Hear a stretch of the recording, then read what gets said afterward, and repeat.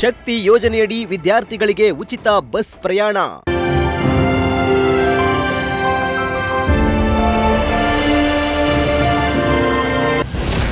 1,544 ವಿದ್ಯಾರ್ಥಿಗಳಿಗೆ ಉಚಿತ bus pass ವಿತರಣೆ.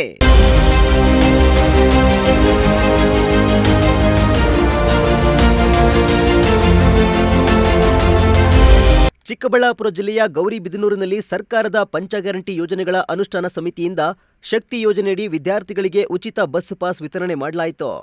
ನಗರದ ಕೆಎಸ್ಆರ್ಟಿಸಿ ಬಸ್ ನಿಲ್ದಾಣದಲ್ಲಿ ಜಿಲ್ಲಾ ಗ್ಯಾರಂಟಿ ಯೋಜನೆಗಳ ಅನುಷ್ಠಾನ ಸಮಿತಿಯ ಅಧ್ಯಕ್ಷ ಯುಲುವಳ್ಳಿ ರಮೇಶ್ ಹಾಗೂ ತಾಲೂಕು ಸಮಿತಿಯ ಅಧ್ಯಕ್ಷ ರಂಗರಾಜು ವಿದ್ಯಾರ್ಥಿಗಳಿಗೆ ಬಸ್ ಪಾಸ್ ವಿತರಿಸಿ ಚಾಲನೆ ನೀಡಿದ್ರು.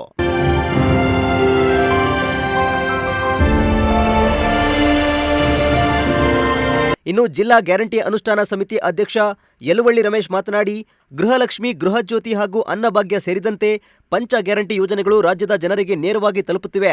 ಶಕ್ತಿ ಯೋಜನೆಯಡಿ ತಾಲೂಕಲ್ಲಿ ಕೋಟ್ಯಾಂತರ ಮಹಿಳೆಯರು ಉಚಿತ ಪ್ರಯಾಣದ ಸೌಲಭ್ಯ ಪಡೆದಿದ್ದು, ಈ ವರ್ಷ ವಿದ್ಯಾರ್ಥಿಗಳಿಗಾಗಿ ಬಂದ 1,786 ಅರ್ಜಿಗಳ ಪೈಕಿ 1,544 ಬಸ್ ಪಾಸ್ಗಳನ್ನು ವಿತರಿಸಲಾಗಿದೆ ಎಂದರು. ಈ ಯೋಜನೆ ಜಾರಿ ಮಾಡಕ್ಕಾಗಲ್ಲ, ಚುನಾವಣೆ ಗೆಲ್ಲಲಿಕ್ಕೆ ಗಿಮಿಕ್ ಮಾಡ್ತಾ ಇದ್ದಾರೆ ಕಾಂಗ್ರೆಸ್ನವರು ಅಂತ ಹೇಳ್ಬಿಟ್ಟು ನಲ್ಪಾಟಿ ಮಾಡೋದು.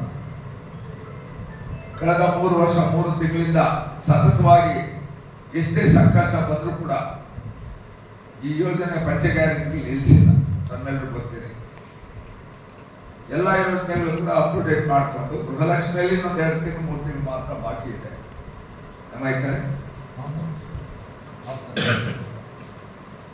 ಗೃಹಲಕ್ಷ್ಮಿಯಲ್ಲಿ ಮಾತ್ರ 2 ತಿಂಗಳು, ಅದು ಬಾಕಿ ಇರೋದು ಒಂದೇ ಸೈಡ್ ಕೊಡುವಂಥ ವ್ಯವಸ್ಥೆ ರಾಜ್ಯ ಮಟ್ಟದಲ್ಲಿ ಚರ್ಚೆ ಆಗ್ತಾ ಇದೆ. ಹಾಗಾಗಿ ಇಡೀ ಸರ್ಕಾರಿ ಕಾರ್ಯಕ್ರಮಗಳಲ್ಲಿ ಮಧ್ಯವರ್ತಿಗಳ ಅವಳಿ ಇಲ್ಲದೆ ಟೇಬಲ್ನಿಂದ ಟೇಬಲ್ಗೆ ಅಲಿದಂಗೆ ನೇರವಾಗಿ ಸರ್ಕಾರದ ಖಜಾನೆಯಿಂದ ಆನ್ಲೈನ್ನಲ್ಲಿ ಖಾತೆಗೆ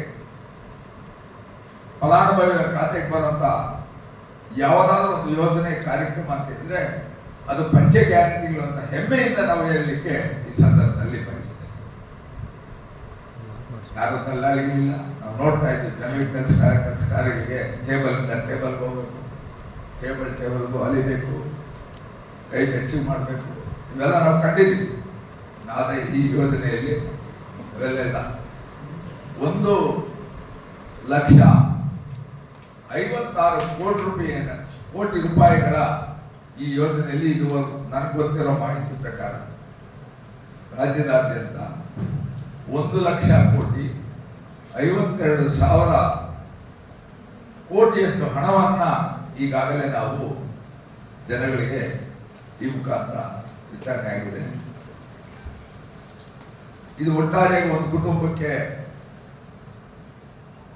ಯುವನಿಧಿ ಸೇರದೆ ಇದ್ರೆ ಅದನ್ನು ಹೊರತುಪಡಿಸಿ ಸುಮಾರು 7,000 ರಿಂದ 10,000 ರೂಪಾಯಿ ಪ್ರಯೋಜನವನ್ನ ಪಡಿತಾ ಇದ್ದಾರೆ ಒಂದು ಕುಟುಂಬಕ್ಕೆ. ಇದು ಸಂಪೂರ್ಣ ಉಚಿತವಾಗಿ.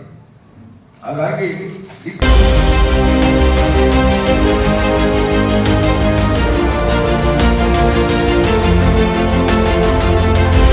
ಇನ್ನು ತಾಲೂಕು ಗ್ಯಾರಂಟಿ ಯೋಜನೆಗಳ ಅನುಷ್ಠಾನ ಸಮಿತಿ ಅಧ್ಯಕ್ಷ ರಂಗರಾಜು ಮಾತನಾಡಿ, ಶಾಲಾ ಕಾಲೇಜು ವಿದ್ಯಾರ್ಥಿಗಳಿಗೆ ಸಮಯಕ್ಕೆ ಸರಿಯಾಗಿ ಬಸ್ ಸೌಲಭ್ಯ ಒದಗಿಸುವಂತೆ ಅಧಿಕಾರಿಗಳಿಗೆ ಸೂಚನೆ ನೀಡಲಾಗಿದೆ. ವಿದ್ಯಾರ್ಥಿಗಳ ಅನುಕೂಲಕ್ಕಾಗಿ ಅಗತ್ಯವಿರುವ ಕಡೆ ಹೆಚ್ಚುವರಿ ಬಸ್ಗಳನ್ನು ಒದಗಿಸಲು ಸರ್ಕಾರ ಕ್ರಮ ಕೈಗೊಂಡಿದೆ ಎಂದರು. ಈಗ ಬಸ್ಗೆ ಪ್ರೈವೇಟ್ ಬಸ್ಸಸ್ ಬಂದಾಗ ಏನು ಟೈಮಿಂಗ್ಸ್ ಇರುತ್ತೆ. ಈಗ ಗೌರ್ಮೆಂಟ್ ಬಸ್ ಆಗಲಿ, ಈಗ ವಾರದಲ್ಲಿ 8:15 ಅಲ್ಲಿರ್ಬೇಕು. ಯಾಕೆಂದ್ರೆ ಸ್ಟೂಡೆಂಟ್ಸ್ ಕಾಯ್ತಾ ಇರ್ತಾರೆ. ಯಾವುದೇ ಕಾರಣಕ್ಕೆ ಸ್ಟೂಡೆಂಟ್ಸ್ಗೆ ತೊಂದರೆ ಆಗಬಾರ್ದು ಅಂತಾನೆ ನಾನು ಲಾಸ್ಟ್ ಮೀಟಿಂಗ್ ಅಲ್ಲಿ ಅವ್ರಿಗೆ ಸೂಚನೆ ಕೊಟ್ಟಿದ್ದೀನಿ. ಆ ರೀತಿ ಏನಾದರೂ ಆದ್ರೆ ನಾವು ನಮ್ಮ ಒಂದು ವ್ಯಾಪ್ತಿಯಲ್ಲಿ ಏನ್ ಕ್ರಮ ತಗೋಬೇಕು ಅದನ್ನ ತಗೊಂತೀವಿ ಅಂತ ನಾವು ಡೈರೆಕ್ಷನ್ ಮಾಡಿದ್ವಿ. ಲಾಸ್ಟ್ ಟೈಮೇ ಹೇಳಿದ್ವಿ. ಅದ್ರ ತಗೊಂಡಾಗೆ ಇವರು ಕರೆಕ್ಟಾಗಿ ಕೆಲಸ ಮಾಡ್ಬೇಕಂತಾನು ಹೇಳಿದ್ವಿ. ಈಗ ಬಸ್ ಕೊರತೆ ಇದೆ ಅಂತ ಹೇಳಿದರೆ ಬಸ್ ಕೊರತೆ ನೀಗಿಸೋದಕ್ಕೆ ಈಗ ಸರ್ಕಾರ ಏನ್ ಕ್ರಮ ಕೈಗೊಳ್ಳಬೇಕು ಅದು ಕೈಗೊಂಡಿದೆ. ಈಗ ಮಾನ್ಯ ಅಧ್ಯಕ್ಷರು ಹೇಳಿದ್ದಾರೆ, ಇನ್ನ ಒಂದು 6 ಬಸ್ಸು ಕೊಟ್ರೆ ನಮ್ಗೆ ಬೇಗ ಕೊಡಿಸಿದ್ರೆ ಅನುಕೂಲ ಆಗುತ್ತೆ ಅಂತ ನಾನು ಈ ಸಮಯದಲ್ಲಿ ಹೇಳ್ತಾ ಇದ್ದೀನಿ. ಈ ವೇಳೆ taluk panchayat EO G K Honnaiah, CDPO Ravikumar, KSRTC depot ವ್ಯವಸ್ಥಾಪಕ ರವಿಶಂಕರ್ ಮತ್ತು ಗ್ಯಾರಂಟಿ ಯೋಜನೆಯ ಅನುಷ್ಠಾನ ಸಮಿತಿಯ ಸದಸ್ಯರು ಸೇರಿ ಹಲವರು ಹಾಜರಿದ್ದರು.